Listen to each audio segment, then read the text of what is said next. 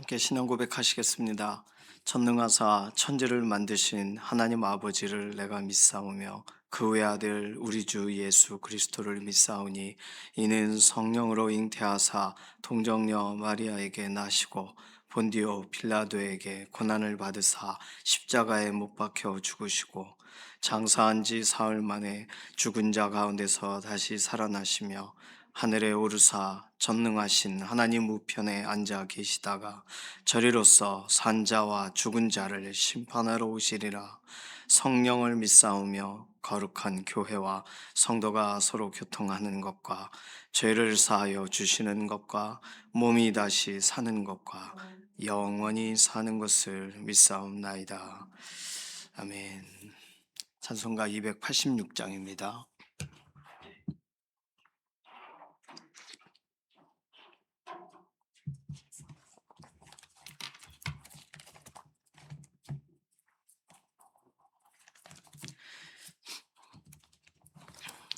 286장입니다.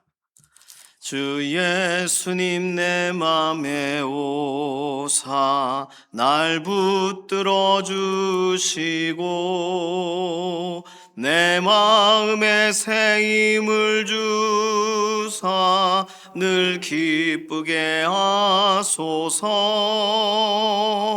사랑의 주 내 맘속에 찾아오사 내 모든 죄 사시고 내 상한 맘 고치소서. 주 예수님 내 맘에 오사 내 소원 다시고 내 무거운 짐 맡아주사 참 평안을 주소서. 사랑의 주 내 마음속에 찾아오사 내 모든 죄 사시고 내 상한 맘 고치소서.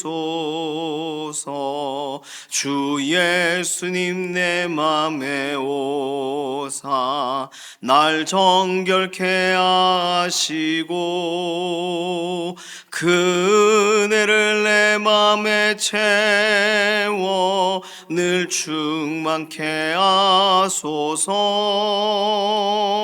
사랑의 주 내 마음속에 찾아오사 내 모든 죄 사시고 내 상한 맘 고치소서. 주 예수님 내 맘에 오사 내 길 인도하시고 주 성령을 내 맘에 채워 늘 충만케 하소서. 사랑의 주 내 마음속에 찾아오사 내 모든 죄 사시고 내 상한 맘 고치소서. 아멘. 나라와 민족 위해서 기도합니다. 열방을 다스리시고 오늘도 주관하시고 계획을 가지고 계시는 하나님을 신뢰하면서 나라와 민족에 관련돼서 우리가 기도해야 될 내용들을 가지고 기도해요. 열방의 지도자들을 축복하는 기도해 주시고 믿는 사람이든 믿지 않는 사람이든 하나님께서 오늘 기회를 주셔가지고 오늘 각 나라들을 섬기게 하셨는데 그 모든 역할에서 하나님께서 주신 기회에 정말 최선을 다하는 선용하는 지도자들이 되도록 하나님에 대해서 알고 하나님을 경외하고 하나님께 굴복하는, 하나님께서 원하지 않으시는 것은 하지 않는 그런 지도자들로 변화되도록 나라와 민족의 열방의 지도자들을 축복하는 기도 해주시기 바랍니다. 전쟁이 있는 곳이나 또는 여러 가지 내분이 있는 곳이나 이런 곳들에 보면 지도자들이 참 어렵기도 하겠지만 또 바른 방향을 갖는 것이 중요해요. 하나님께서 가까이 계셔서 특별히 믿음의 공동체 통하여서 나라와 민족 위하여 하나님 오늘도 기도하게 하시는 방법대로 정말 실제적으로 나라와 민족을 불쌍히 여기고 기도하는 사람들이 필요한 거니까 그렇게 믿음의 사람들을 세우시고 기도자들을 통하여 나라를 바꾸시고 예수 그리스도 앞으로 나오게 하시고 그런 은혜를 보게 해달라고 특별히 북한 북녘 땅 가운데에는 이 일이 더 확실하게 일어나야 되고 이런 타종교가 아주 강력한 이런 모슬림 이게 정권이 세워져 있는 곳은 확실하게 하나님의 이런 역사들이 더 나타나야 되는 줄로 믿습니다. 나라와 민족 기도하실 때 그 내용도 가지고 기도해 주시기를 바랍니다. 두 번째 기도는 연약한 가운데 있는 교우분들 위해서 기도하실 때 오늘 김사왕 집사님이 전립선 암 수술을 하세요. 아침에 8시 하시는 걸로 알고 있습니다. 수술도 잘 되시고 또 완전한 회복도 진행되시도록 하나님께서 은혜를 더해 달라고 장기 권사님 골수암으로 지금 또 이런 약물로 치료 중에 계십니다. 백혈병으로 연결되어지지 않도록 회복을 보게 해달라고 윤희룡 권사님 고소 고발 건이 목요일 날 진행이 되는데 어저께 변호사 만나신다고 했거든요. 근데 좋은 판사, 좋은 변호사 만나서 억울한 일들이 풀릴 수 있도록 위해서 기도해 주시기 바랍니다.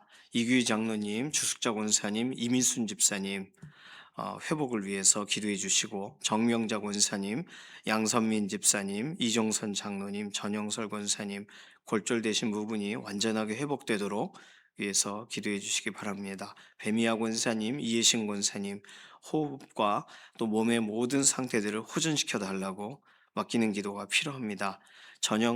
전순아 권사님, 지문길 권사님 수술 이후에 완전한 회복을 더해 달라고 임지연 집사님, 김명래 장로님, 이인숙 권사님 이런 재활 치료하시는 모든 치료가 잘 진행이 되도록 이신영 자매님, 조성숙 성도님 의사의 진단을 넘어서 하나님의 완전하신 회복을 더해달라고 맡기는 기도가 필요합니다.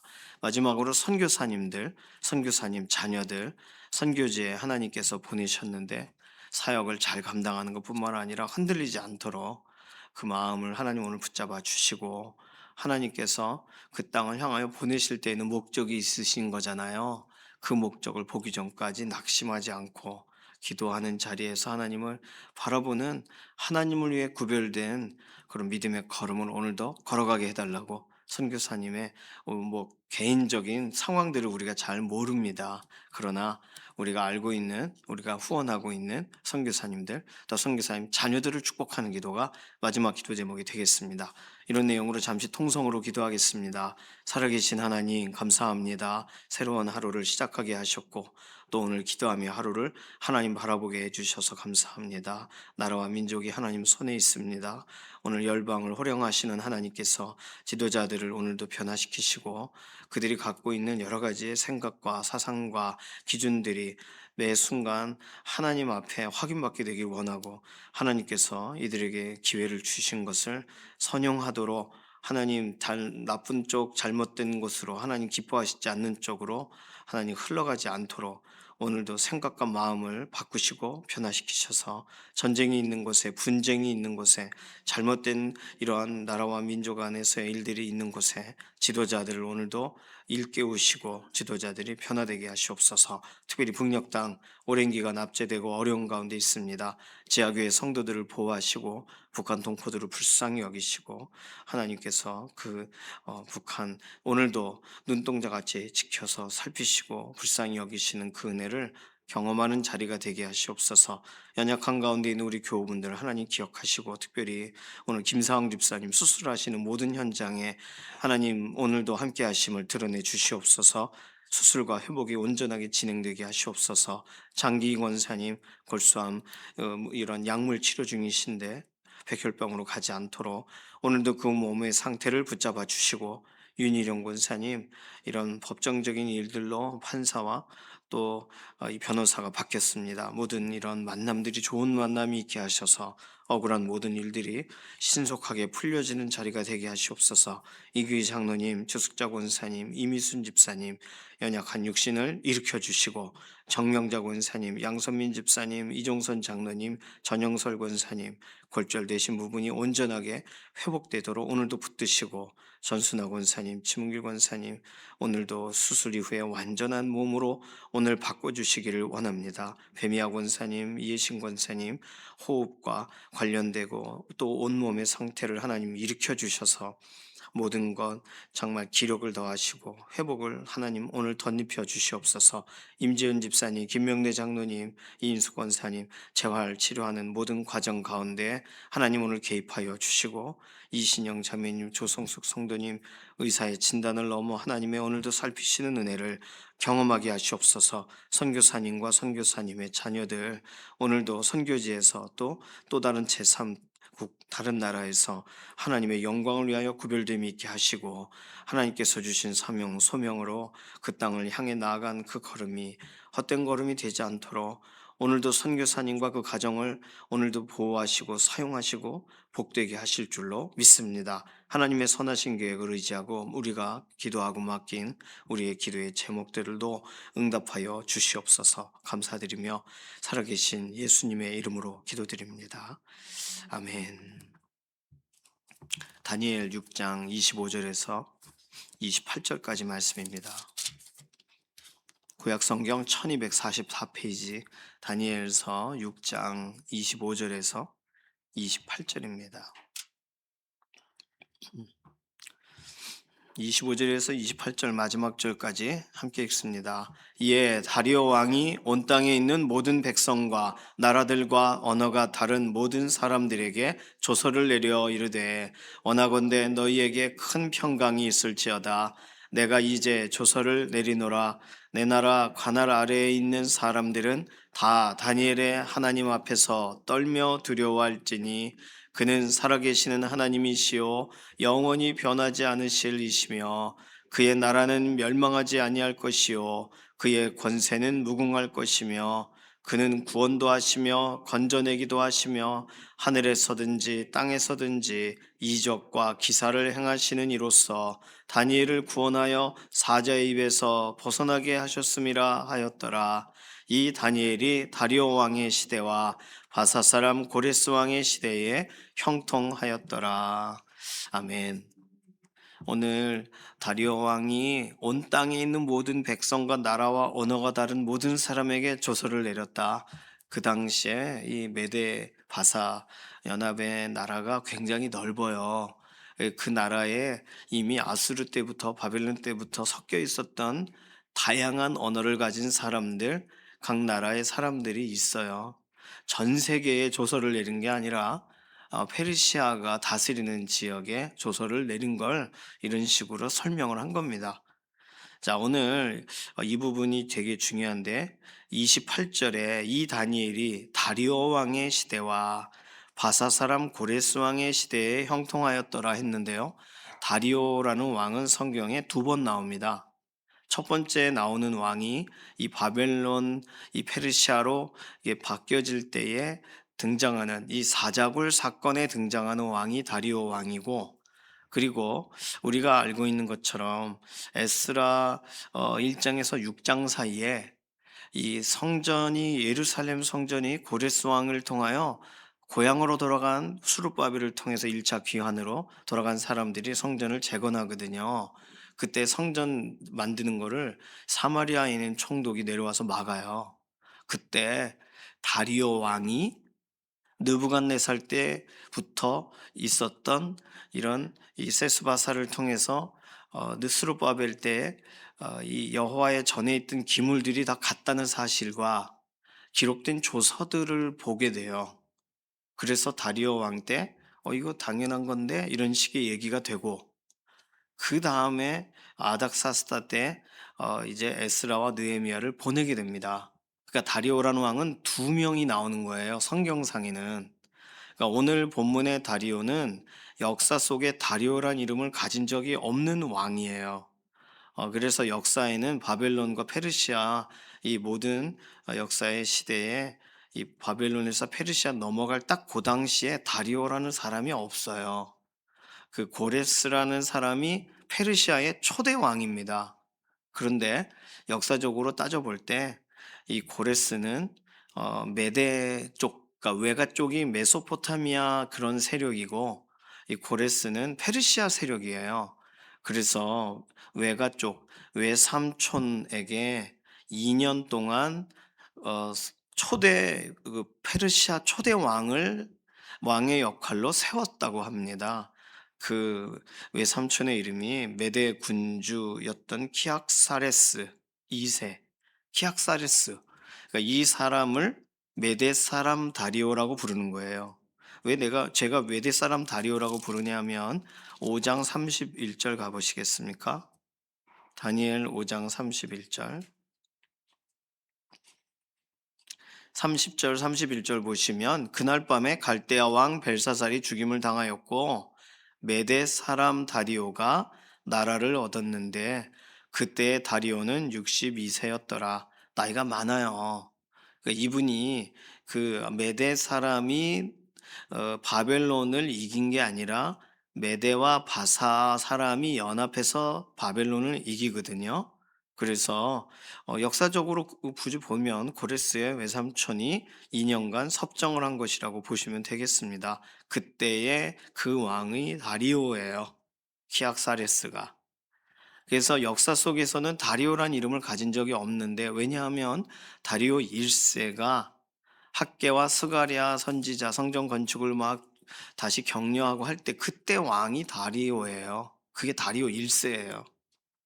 그리고 다리오 2세와 3세 때 이제 이 페르시아라는 나라가 망해요. 예, 알렉산더 대왕이 공격을 들어와서 2세 때 약해지고 3세 때 망해요. 그러니까 다리오라는 이름은 굉장히 유명하고 중요한 이름입니다. 왜냐하면 페르시아 그 나라 중에 가장 강성했을 때가 다리오 1세거든요. 그러니까 그는 이 성경상에는 잠깐 등장하지만 그 역사적으로는 되게 유명하고, 그 다리오의 아들이 아하수에로예요. 아하수에로는 누구냐 하면 에스더의 남편입니다. 그리고 아하수에로의 그 다음 왕이 아닥사스다예요. 아닥사스다가 에스라와 느헤미야를 고레스의 칙령대로 다시, 세월이 지났지만 성벽이 없기 때문에 성벽 건축을 위해 보냈던 왕이 아닥사스다. 그러니까 약간 복잡한 설명을 드렸지만, 어쨌든 성경에 나와 있는 다리오는 우리가 다리오 하면은 이 사람부터 기억하죠. 순서가 그러니까. 그 두 번째 다리오는 기억을 잘 못합니다. 에스라 본문을 읽었는데도 그 다리오가 이 다리오라고 생각하는데 다른 사람이에요. 어쨌든 메대 사람 다리오가 왕이 되었던 시대부터 바사 사람 고레스 왕의 시대까지 다니엘은 형통했다 그랬으니까, 이 메대 사람 다리오, 뭐 그 외삼촌이라고도 볼 수 있는 그 키악사레스 때 이 사자굴 사건이 2년 후에 실제로 왕의 자리에 올라온 고레스에게 전달이 되지 않을 수가 없는 거예요. 물론 무슨 역사적으로 본다면 고레스 전에 고레스의 장군이었던 우구바루라는 사람에게 잠시 왕을 맡긴다, 이런 식의 그 이름이 등장하는 거, 우구바루라는 사람이 나오기는 합니다. 근데 그냥 그 사람은 군대 장관 같은 그런 역할인 거고, 우리는 이 키악사레스가 다리오다, 이렇게 아시면 되겠어요. 자, 오늘 왜 이렇게 길게 설명을 드렸냐면, 다리오라는 사람이 조서를 내리죠. 오늘 본문 25절부터 온 땅에 이 페르시아 땅에 있는 사람들에게 조서를 내려요. 26절, 내가 이제 조서를 내리노라. 조서의 내용은 뭐냐면, 다니엘의 하나님을 떨며 두려워해라. 그는 살아계신 분, 영원히 변하지 않는 분, 그 나라는 영원하고 권세는 무궁하고 구원도 건져내시기도, 그리고 이적과 기사를 행하시는 것도, 사자굴 사건을 봐라. 다니엘의 하나님은 살아계시다. 두려워하라. 그 말을 한 거예요. 다른 말로 다니엘의 하나님을 섬겨도 좋다. 왜냐하면 그 앞에는 조서가, 한 달간의 조서는 다른 신에게 뭘 구하거나 다른 누구에게 구하면 그거 반역인데, 지금 다리오 왕은 이제 다니엘의 하나님을 하나님은 놀라운 분이다. 그러니 그분께 기도해도 된다를 지금 조서를 내려서 통과를 시켜준 거라고 보시면 오늘 본문을 좀 받아들이기가 이해하기가 부드럽습니다. 자, 오늘 다리오 왕이 했던 이것은요, 느부갓네살이 내렸던 왕의 조서와 비슷하죠.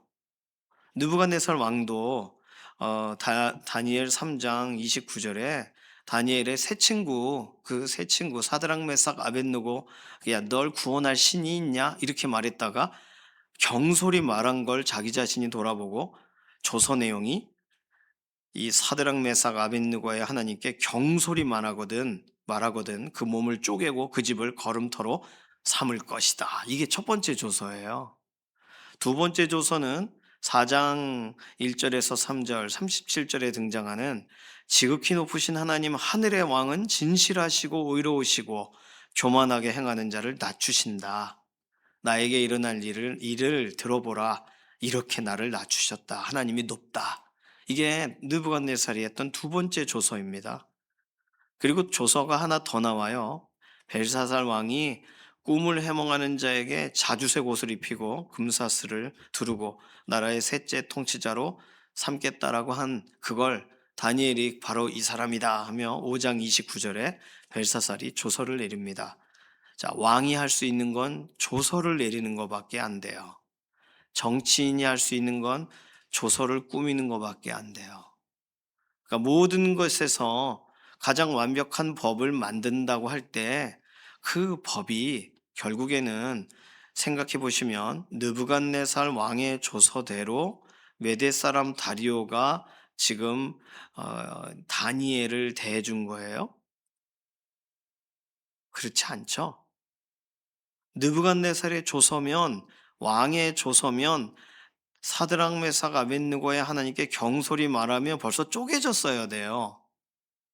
근데 바벨론에서 중요하게 강조가 됐던 법은 어느 틈엔가 페르시아로 넘어오며 사라졌어요. 바벨론 때는 이 기준이 유효했겠죠. 그러니까 벨사살이 그 하나님에 대해서 하대하거나 막 무시하는 말을 못해요. 왜요? 쪼개버리니까. 느부갓네살의 조서가 있으니까.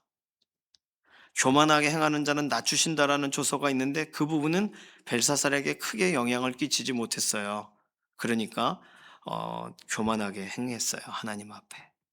그러니까 조서는 그 나라 왕이 살아있는 동안 그때 그것이 중요한 법이다 해서 알려질 뿐이지 그 기준을 안 지키면 그 몸을 쪼개고 집을 걸음터로 삼는다고 해도 그때뿐이라는 거예요. 그 법은. 페르시아까지 연결이 되질 않았어요. 그냥 뭐 30일간 다른 신에게 뭐 기도하고 그러면 사자골 집어넣는다는 그런 방식의 다리오의 그런 선포도 있었습니다. 그것도 하나의 조서라고 볼 수 있겠죠. 6장 8절에서 9절.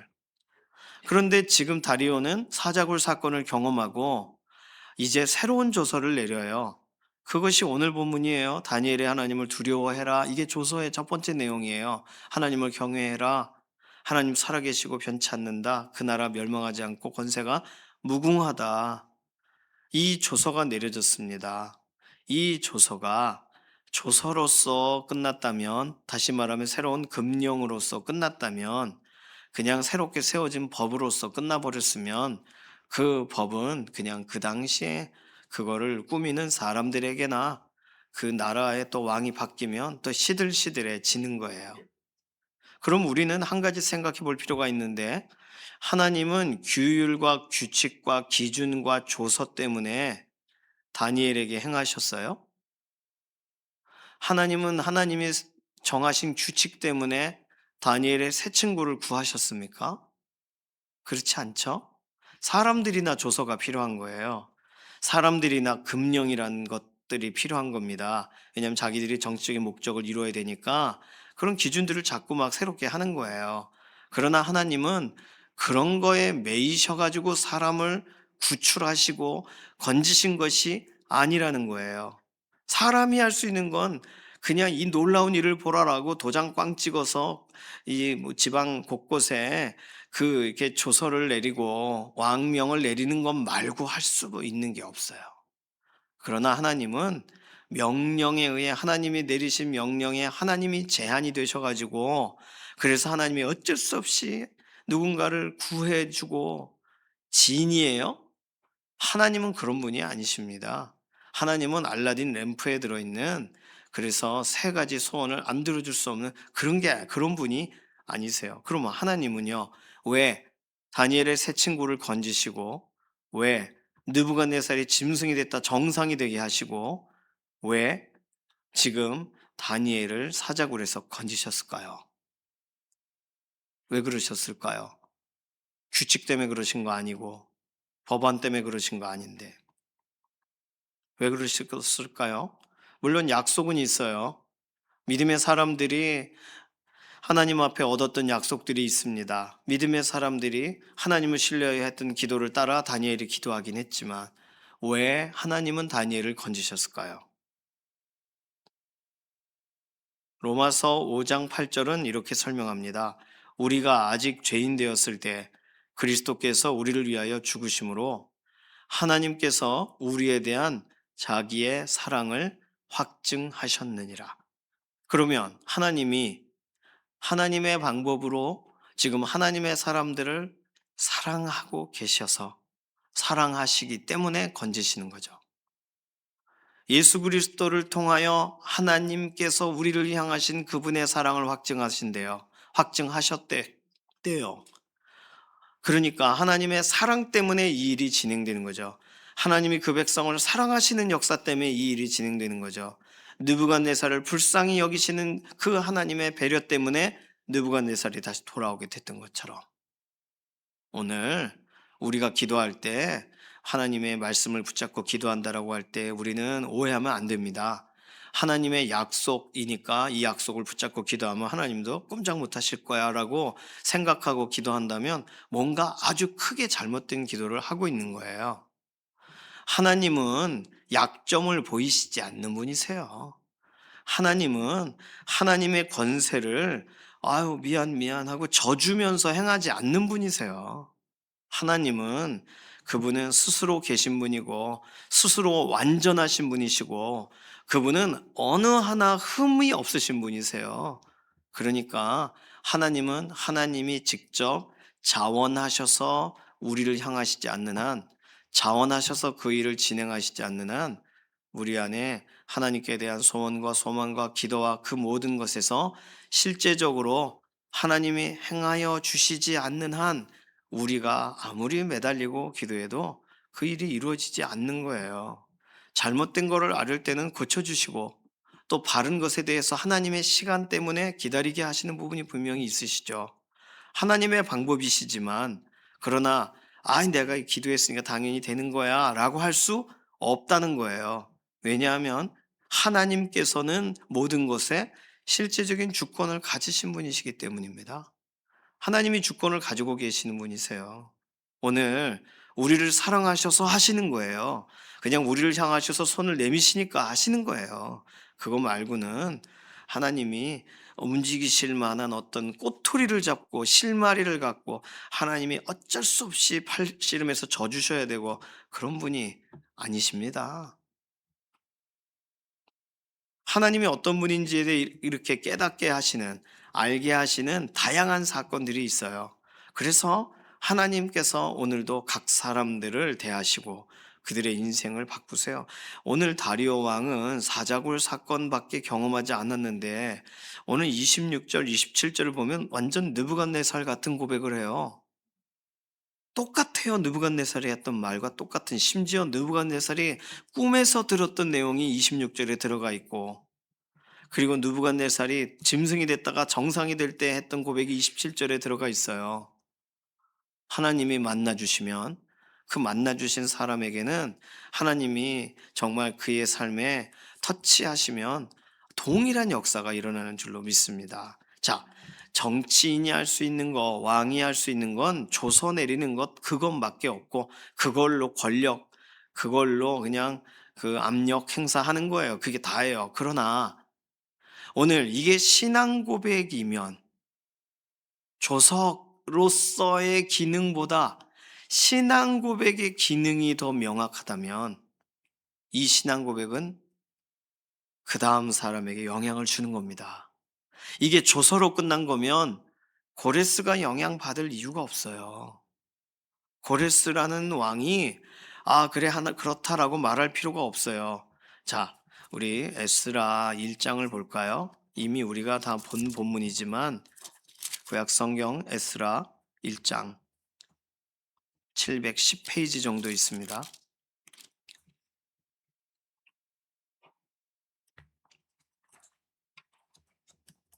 에스라 1장에 1장 1절부터 바사왕 고레스 원년에 여호와께서 예레미야의 입을 통하여 하신 말씀을 이루게 하시려고 바사왕 고레스의 마음을 감동시키심에 그가 온 나라에 공포도 하고 조소도 내려 이르되, 뭐라고 조소를 내렸냐면, 바사왕 고레스는 말하노니 하늘의 하나님 여호와께서 세상 모든 나라를 내게 주셨고 나에게 명령하사 유다 예루살렘에 성전을 건축하라 하셨나니 이스라엘의 하나님은 참신이시라. 너희 중에 그의 백성된 자는 다 유다 예루살렘으로 올라가서 이스라엘의 하나님 여호와의 성전을 건축하라.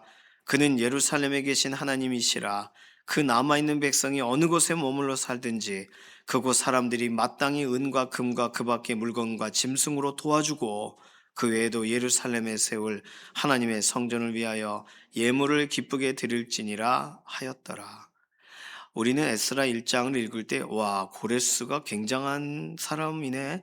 하나님이 그를 감동시켜서 이 정도까지, 이 고레스라는 사람이 지금 이 메대 사람 다리오의 조서의 영향을 받아 오늘 그도 그의 통치의 시기에 하나님께서 기뻐하시는 일을 하게 된 거잖아요.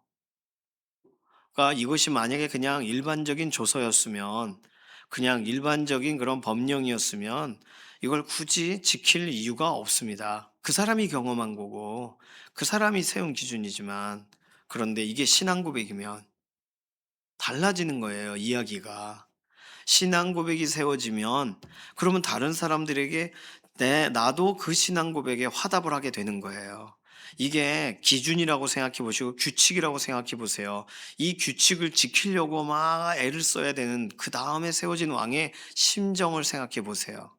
그런데 내 앞에 선대의 왕이 하나님을 정말 제대로 알게 되고 하나님을 존중하고 그리고 하나님이 누구신가에 대한 신앙 고백을 했어요.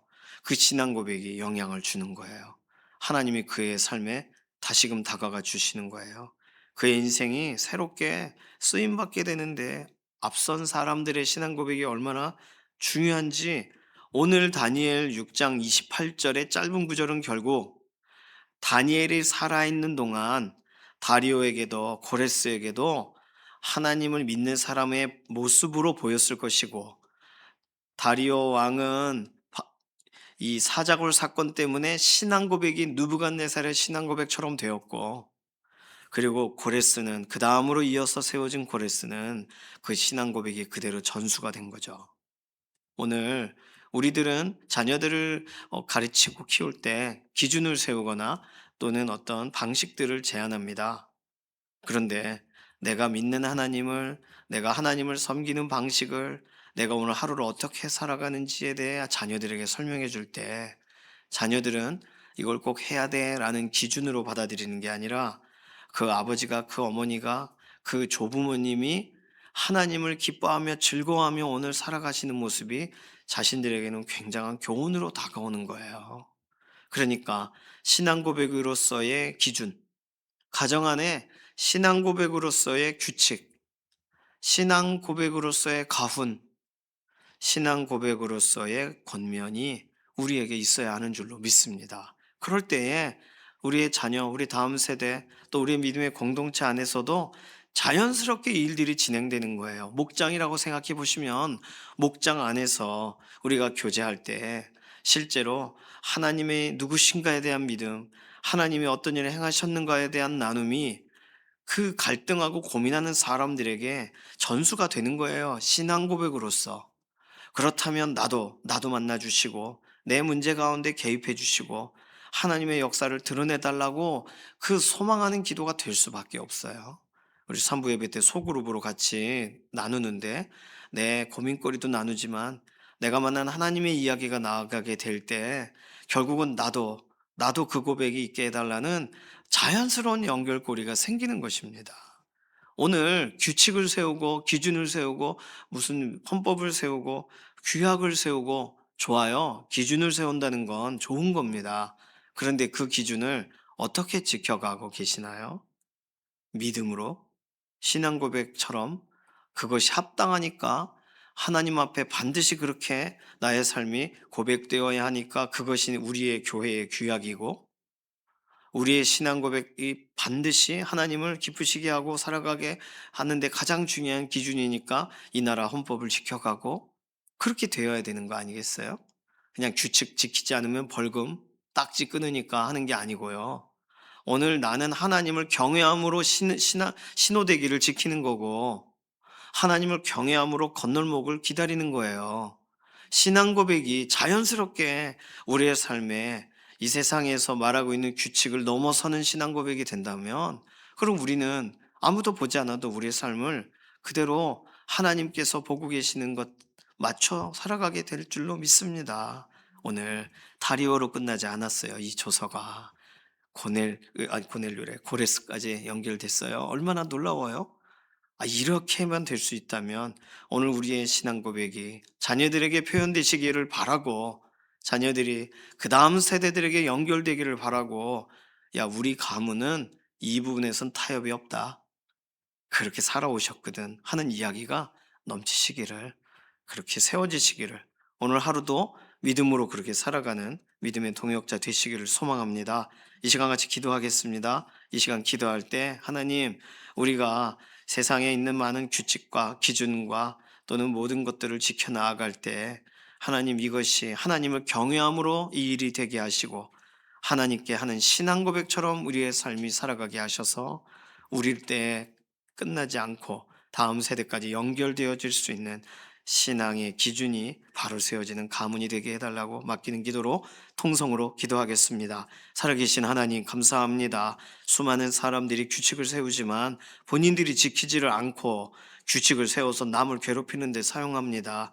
그리고 그 규칙은 또 사라집니다. 그러나 하나님을 경외함으로 한 아름다운 흔적들은 그 다음 사람들에게 그대로 이어져 가고 있으니 오늘 우리가 살아가는 동안 우리의 삶이 하나님을 향한 신앙 고백으로 그대로 드러나는 믿음의 걸음이 되기를 원하고 하나님께서 기뻐하시는 대로 사는 모습이 우리 자녀들에게 그대로 흘러가도록 하나님 오늘도 우리를 사용하시고 오늘 우리의 삶의 초점을 하나님 말씀대로 그대로 바르게 우리를 세워주시고 인도하여 주시옵소서. 감사드리며 살아계신 예수님의 이름으로 기도드립니다.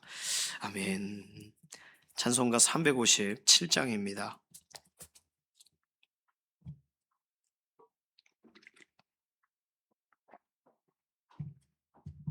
357장 3절만 부르겠습니다.